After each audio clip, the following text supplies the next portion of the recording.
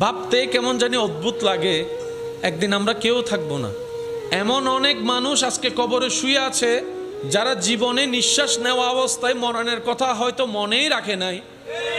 আজকে মরণ তাদেরকে এমনভাবে আলিঙ্গন করেছে, টেনে হিস্ট্রে মাটির নিচে নিয়ে গিয়েছে।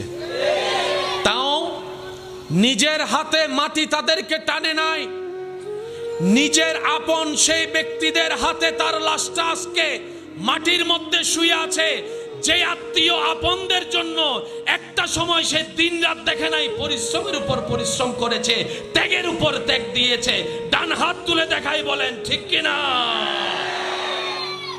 আজকে সেই আপনরা তাকে ঘরে রাখে।